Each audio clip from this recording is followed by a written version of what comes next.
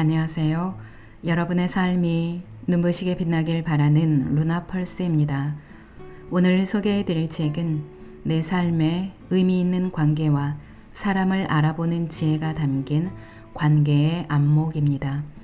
지은이는 신기율, 펴낸 곳은 더 퀘스트입니다. 저자는 사단법인 구루맘의 교육센터장이자 작가, 컬럼니스트, 강연가, 유튜브 신기율의 마음찻집으로 활동하며 마음치유, 명상, 자기개발 등 다양한 분야의 교육과 상담, 라이프 코칭을 진행하고 있습니다. 기업 CEO를 비롯한 각계의 저명 인사뿐만 아니라 관심의 사각지대에 놓인 사회적 약자까지 여러 계층의 사람들을 만나오면서 그들의 성공과 실패에 사람을 보는 안목이 중요한 역할을 하고 있음을 알게 됐다고 합니다.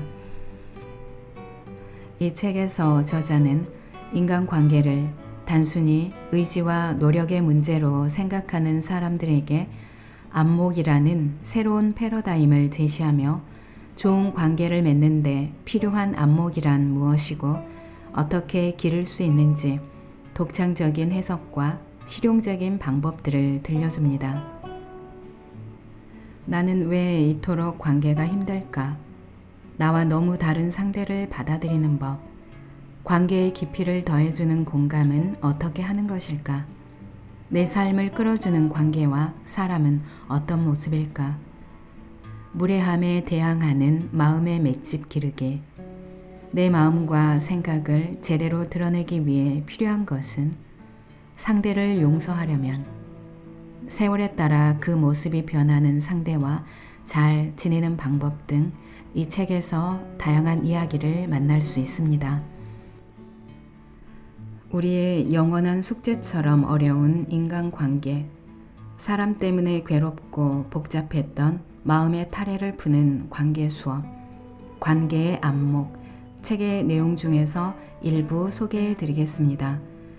오늘도 책과 함께 편안한 시간 되시기 바랍니다.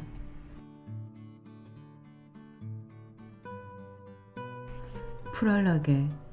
그가 내 곁에 있는 의미를 알게 된다면. 눈 덮인 히말라야 산맥 어딘가에는 하나의 몸에 머리가 둘 달린 전설 속의 새 공명조가 살고 있다. 공명조는 두 개의 이름을 가지고 있는데 한쪽 머리는 가루다, 다른 쪽은 우파 가루다로 불렸다. 가루다와 우파 가루다는 서로 번갈아 가며 잠을 자고 일어났다.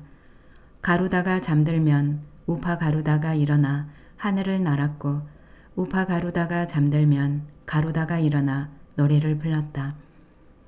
하루는 우파 가루다가 잠든 사이에 가루다가 자신이 찾아낸 맛있는 열매를 모두 먹어버렸다. 가루다는 어차피 한 몸으로 연결돼 있으니 혼자 먹어도 괜찮다고 생각했다.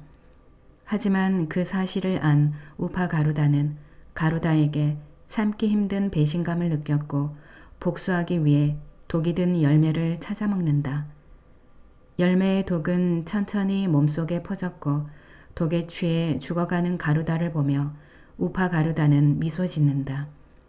한 몸으로 연결된 자신도 독에 중독돼 점점 죽어가고 있는 것을 알면서도 공명조의 전설을 떠올릴 때마다 그들이 각자 경험했던 다른 세상의 모습을 함께 공유하고 공감했다면 어땠을지 상상해 본다. 그랬다면 공명조는 다투지 않고 서로를 위해 아름다운 목소리로 노래하지 않았을까? 이들의 목숨에 안타까운 마음이 들면서도 한편으로는 지금 시대의 관계가 서로에게 공감하지 못하는 공명조를 닮았다는 생각이 든다. 우리는 모두 연결되어 있다. 공명조의 이야기를 한마디로 표현하면 이 빼기 1은 0이라는 수식으로 나타낼 수 있다. 이는 나와 너로 이루어진 관계를 상징한다. 여기에서 이를 뺀다는 것은 내가 싫어하고 마음에 들지 않는 상대를 제거한다는 뜻이다. 성격이 싫어서, 태도가 불순해서, 말이 통하지 않아서 멀리했던 수많은 너를 과감히 인생에서 빼버리는 것이다. 그렇게 너를 없애면 당장은 앓던 일을 뺀 것처럼 통쾌하고 홀가분한 마음이 들 것이다. 하지만 조금 더 시간이 지나면 공명조처럼 자기 자신 역시 모두의 마음속에서 사라지고 있음을 알게 될 것이다. 특히 개인의 관계에서 이런 상황은 자주 반복된다. 불편하고 못마땅한 상대가 사라지면 마냥 행복한 상황이 펼쳐지는 게 아니라 내 마음의 질서가 무너지는 위기가 찾아올 수 있다.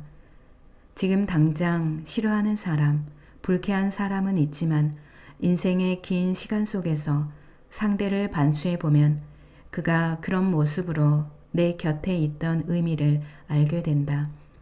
그가 있었기 때문에 만날 수 있던 수많은 긍정의 사건들과 인연을 깨닫게 되는 것이다. 관계는 정해진 답을 맞히면 좋은 점수를 얻을 수 있던 학창시절의 시험이 아니다. 시험에서 좋은 점수를 얻기 위해서는 하나의 정답만 고르면 되지만 관계의 문제에서는 하나의 정답만 있다고 확신하는 순간 최악의 점수를 받게 된다. 각자의 정답은 있지만 모두의 정답은 없다는 마음을 가질 때 실타래처럼 얽힌 관계의 문제는 풀릴 수 있다. 서로를 따뜻한 마음으로 볼 수 있는 안목이 필요하다. 정해진 답이 없는 관계의 갈등을 해결하기 위해서는 서로를 좀 더 다양한 관점으로 바라보고 공감할 수 있는 관계의 안목이 필요하다. 여기서 안목이란 자신에게 이로운 사람과 해로운 사람을 구분하고 잘잘못을 가리는 분별의 눈이 아니다. 상대를 편견이나 오해 없이 있는 그대로 볼 수 있는 깊고 넓은 통찰의 눈을 말한다. 안목은 진흙 속에 감춰진 원석을 발견하듯 상대에게서 고귀한 원석의 가치를 찾게 해준다. 이 책은 그런 안목을 갖춰 상대를 포용하고 서로의 상처를 보듬으며 공생할 수 있는 다양한 방법을 다루고 있다. 무엇에 공감하고 어떤 용기를 내야 하며 어떻게 마음을 해석해야 하는지 자세히 설명하고 있다. 만약 지금 관계의 문제로 힘겨운 시기를 보내고 있다면 이 책을 통해 난관을 헤쳐나갈 지혜와 용기를 얻게 될 것이다. 관계의 안목은 상대를 밀어내고 없애는 기술이 아니라 함께 공생하는 방법을 찾아내는 따뜻하고 긍정적인 시선이다. 만약 가루다가 맛있는 열매를 맛보지 못한 우파 가루다의 마음에 공감할 수 있었다면, 우파 가루다가 가루다를 용서할 수 있었다면, 한 몸에 두 개의 머리를 가지고 태어난 운명의 의미를 해석할 수 있었다면 그들은 공멸하지 않았을 것이다. 지금 이 시대에도 수많은 공명조들이 살아가고 있다. 그들은 이 순간에도 서로가 연결되어 있다는 사실을 망각한 채 상대에게 건넬 독이 든 열매를 찾고 있을지 모른다. 그런 공멸의 사슬을 끊기 위해 증오를 멈추고 서로를 따뜻한 마음으로 바라볼 수 있는 관계의 안목을 키울 수 있기를 바라본다. 공감의 순서. 성숙한 공감은 굳게 닫힌 마음의 문을 열고 서로를 신뢰할 수 있게 해준다. 하지만 잘 조율되지 못한 미성숙한 공감은 다양한 문제를 일으킨다. 공감이 동정이 되어 상대에게 모욕감을 줄 수 있고 현실과 동떨어진 공감으로 빈축을 사기도 한다. 이런 미성숙한 공감을 조율하기 위해서는 반드시 지켜야 할 4가지 공감의 원칙이 있다. 첫 번째, 자신을 불행하게 만드는 도움은 베풀지 말아야 한다. 모든 공감은 나에게 공감하는 데서부터 시작해야 한다. 나 자신의 불행과 아픔에 공감하며 나를 함부로 방치하지 않는 것이 타인을 돕는 것보다 먼저여야 한다. 공감이 나를 궁지에 몰아넣고 함께하는 가족을 힘들게 한다면 이는 결국 나를 사랑해주는 사람들의 마음을 아프게 하는 공감의 폭력이 된다. 공감에서 가장 중요한 마음은 자리이타의 마음이다. 자리이타는 나를 이롭게 하고 타인을 이롭게 한다는 뜻이다. 이때 이롭다는 것은 내 이익과 실리를 챙기는 게 아니라 나를 사랑한다는 뜻이다. 내가 어디가 아픈지, 얼마나 힘든지 공감하고 배려하는 것을 말한다. 이 순서가 바뀔 때 공감은 고통이 되고 아픔이 된다. 두 번째, 공감이 지나친 동정이 돼서는 안 된다. 상대의 불우한 상황에 공감하며 함께 아파할 때 그가 처한 어려움을 동정하는 것은 자연스러운 일이지만 동정심이 지나쳐 그라는 사람 자체를 동정해서는 안 된다. 사업에 실패한 동료에게 실패를 안타까워하는 위로를 넘어 인생이 불쌍하다라는 식으로 말한다면 동료는 위안이 아닌 수치스러움을 느낄 것이다. 그런 모욕을 겪은 사람 중에는 불우한 시절이 지나면 그때 자신을 동정했던 이들을 피해 연락을 끊거나 적으로 돌아서는 경우도 있다. 실패, 가난, 이별 같은 불행은 힘들고 불편한 상황일 뿐이다. 그런 일을 겪었다고 타고난 본성마저 가엾고 불행해지는 것은 아니다. 타인을 동정하는 마음이 그런 선을 넘지 않을 때 공감은 치유의 힘을 가질 수 있다. 세 번째, 공감의 대가로 상대에게 바라는 것이 있다면 분명히 말해야 한다. 내가 잘해준 만큼 나에게 잘해주길 원하는 정서적 호응이나 내가 힘들 때 내 편이 돼줘야 한다는 바람은 상대에게 솔직히 밝히는 게 좋다. 공감은 대가를 바라지 않는 순수한 마음이어야 한다고 생각하지만 그렇다고 대가를 바라는 마음이 불순하다고 매도할 수는 없다. 바라지 않는 사람이 있다면 바라는 사람이 있는 것도 당연한 일이다. 내가 해주는 만큼 원하는 것이 있다고 말해줘야 호의를 받는 쪽에서도 마음의 준비를 할 수 있다. 네 번째, 상대와 다투지 않고 오래가는 관계를 맺고 싶다면 즐거워하는 일보다 먼저 싫어하는 일에 공감할 줄 알아야 한다. 즐겁고 재미있는 일은 잠시 미뤄도 큰 탈이 나지 않지만 싫은 일은 쌓일수록 마음의 병이 되고 고통이 된다. 재미있는 일은 반복할수록 무덤덤해져서 그 대상이 자주 바뀌지만 싫어하는 일은 쉽게 바뀌지 않는다. 그래서 싫어하는 일에 공감하는 것은 큰 다툼 없이 오랫동안 관계를 이어가는 데 도움을 준다. 만약 상대가 싫어하는 일이 내가 좋아하는 일이라면 싫어하는 일에 우선순위를 두고 내가 양보하는 마음을 가져야 한다. 언뜻 보면 아이에게 맹목적인 것처럼 보이는 아낌없이 주는 나무는 사실 누구보다 이 네 가지 법칙을 잘 지키고 있다. 아이를 위한 행동은 아이의 행복을 진심으로 바라는 자신의 마음에 공감하는 일이고 주위에 피해를 주지도 않는다. 지치고 측은해 보이는 아이를 동정하지 않으며 만날 때마다 함께 그네를 타고 놀자는 자신의 바람을 말하는 것도 잊지 않는다. 그러면서 이제는 예전처럼 놀기 싫다는 아이의 마음에 진심으로 공감해준다. 곁에서 보기에는 기울어진 시소지만 나무에게 시소는 한 번도 기울어진 적이 없다. 나무는 누구보다 공감의 시소를 잘 타고 있고 그래서 행복했을 것이다. 아낌없이 주는 나무는 우리 마음속에 자라고 있는 따뜻한 사랑의 나무이다. 마음속에 그런 나무 한 그루 없다면 마음은 삭막하고 메마른 사막이 될 것이다. 하지만 이런 나무가 너무 많아도 서로 뒤엉켜 공멸하는 칡나무와 등나무처럼 관계의 갈등을 일으키는 원흉이 될 수 있다. 지금 이 순간 혹시 한쪽으로 기울어진 공감의 시소 때문에 힘들어하는 사람이 있다면 이제 그 따뜻한 마음을 좀 더 지혜롭게 아프지 않게 써보자는 말을 드리고 싶다. 성숙한 공감을 할 수 있도록 내 마음속 아낌없이 주는 나무를 잘 돌볼 수 있었으면 좋겠다. 공감을 잘한다는 건 시소를 잘 타는 것이다.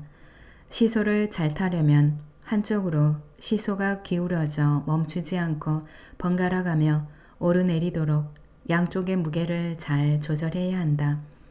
상대에게 잘해주고 상처받는 것은 상대가 나를 알아주지 않아서가 아니라 내가 시소를 잘 타지 못했기 때문이다. 상대에게만 공감하느라 내 욕망을 외면한 대가를 치르는 것이다. 무례한 사람과 함께해야 한다면 잠깐 마주치고 마는 일회성 만남이 아니라 무례한 사람과 어쩔 수 없는 긴 동거를 해야 한다면 의심과 의문, 액체화만으로는 한계가 있다. 특히 상대가 무례함을 넘어 폭력적으로 변해가고 있다면 좀 더 적극적인 행동을 취해야 한다. 이때 먼저 꼭 알아두어야 할 점이 있다.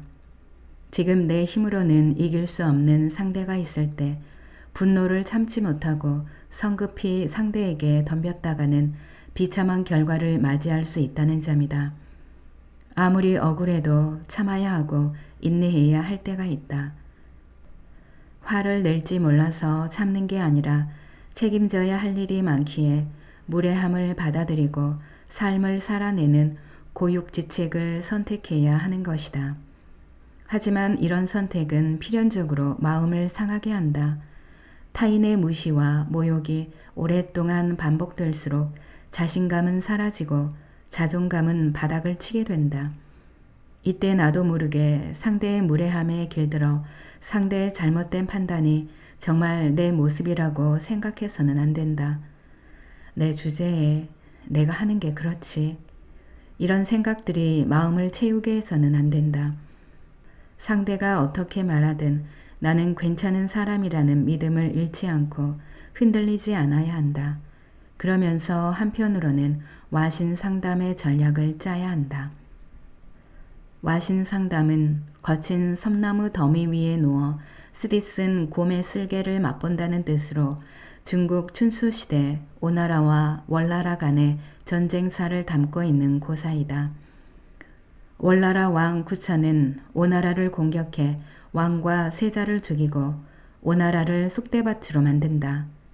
오나라 둘째 왕자였던 부차는 수모를 안겨준 구천에게 복수하기 위해 거친 장작더미 위에서 자며 복수의 의지를 불태웠다. 그렇게 때를 기다리다 다시 쳐들어온 구천을 대패시켜 월나라를 속국으로 만들어버렸다. 그러자 이번에는 구천이 매일 쓰디쓴 곰의 쓸개를 핥으며 복수를 다짐했다. 그러다 자신이 노리던 기회가 오자 군대를 일으켜 오나라를 무너뜨리고 복수에 성공하게 된다.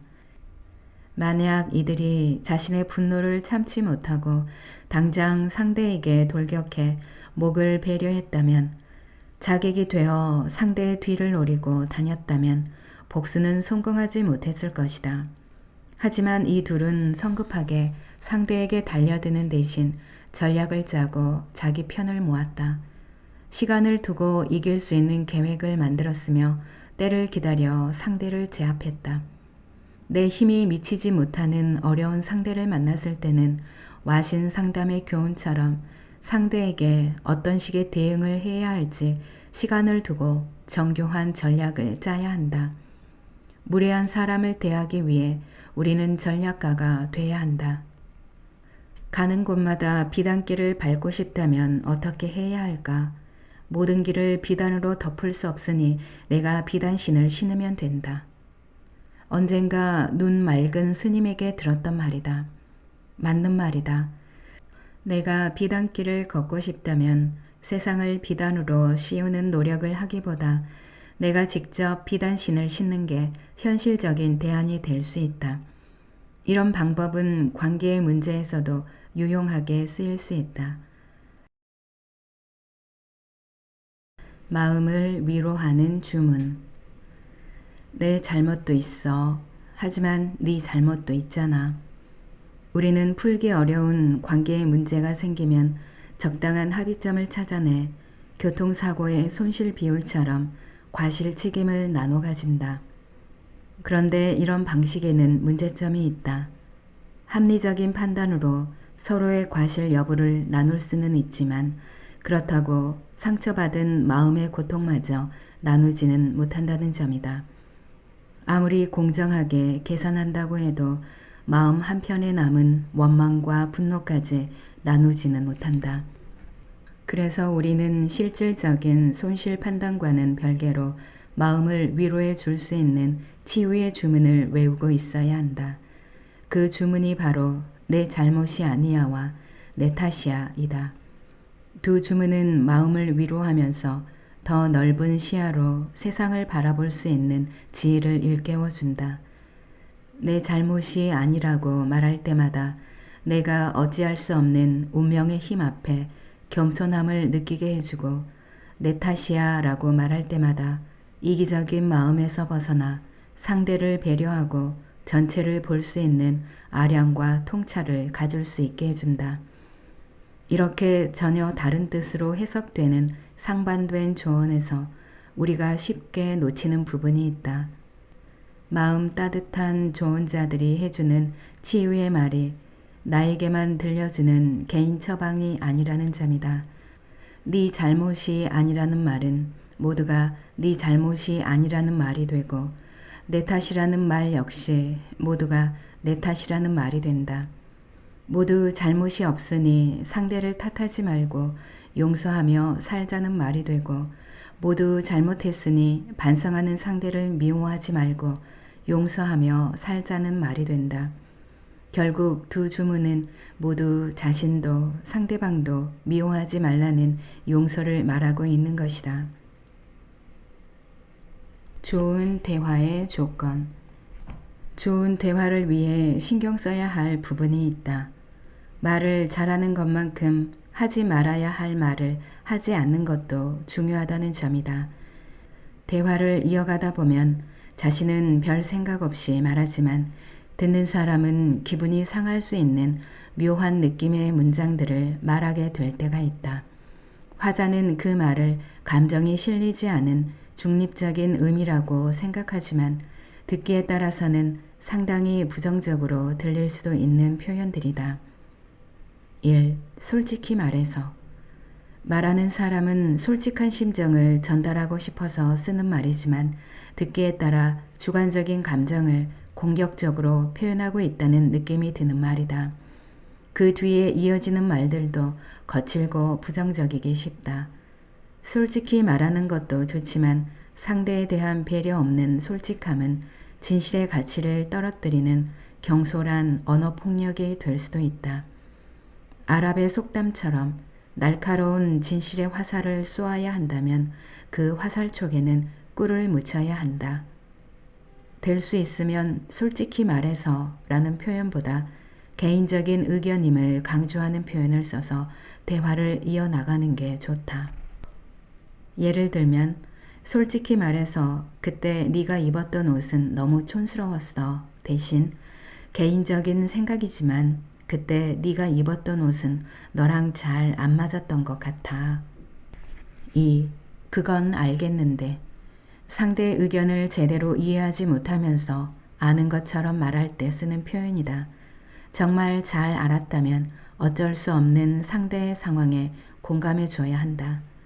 만약 사정을 잘 알고 있는데도 상대를 비난한다면 그것처럼 기분 나쁜 일도 없다. 똑같은 말이라도 그건 알겠는데를 쓰지 않고 다르게 표현하는 방법은 많다. 예를 들어 힘든 건 알겠는데 너만 힘든 거 아니잖아. 대신 모두가 힘든 상황이니 조금만 더 서로를 배려해보자. 당신이 예민한 건 알겠는데 그렇다고 그렇게 말하면 안 되지. 대신에 마음이 예민해지면 생각하지도 못한 말이 나오는 것 같아. 3. 내 알 바 아니지만. 이 말처럼 무책임하게 들리는 표현이 없다. 무조건 상황에 책임지기 싫다는 말로 들릴 뿐이다. 이런 표현 대신 지금 어떤 상황인지 알지 못해도 기회가 되면 알아보겠다는 의지를 보여주는 표현을 하는 것이 좋다. 그 일은 어떻게 된 거죠? 그건 제 알 바 아니잖아요. 대신 글쎄요. 그 일이 왜 그렇게 됐는지 잘 모르겠어요. 계속 알아보는 중이에요. 4. 너답지 않게. 내가 나답게 살고 싶다는 말은 나를 한정하는 말이 아니라 진정한 나를 찾아 살고 싶다는 뜻으로 하는 말이다. 하지만 다른 사람이 나에게 너답게 살라고 말하는 것은 그가 내 모습을 자신이 생각하는 틀에 가두는 것 같아 불쾌한 기분이 들 때가 있다. 때로는 내가 아는 너의 모습을 뛰어넘는 행동을 하지 말고 익숙하게 행동하라는 뜻으로 들릴 수도 있다. 그래서 이런 말을 들으면 도대체 나다운 게 뭐지? 라는 반발심이 든다. 굳이 너답지 않게 라는 표현을 쓰지 않아도 얼마든지 대화를 이어갈 수 있다. 예를 들면 너답지 않게 일을 왜 그렇게 처리했어?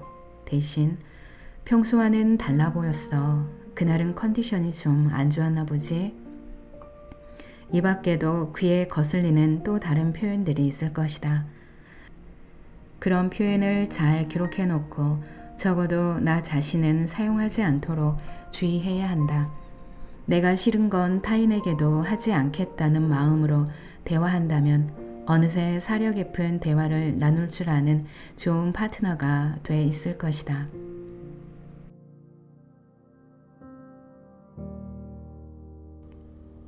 오늘 영상은 여기까지입니다. 여러분의 구독과 좋아요, 알림 설정은 저에게 큰 힘이 되는 거 아시죠? 오늘도 끝까지 들어주셔서 감사합니다.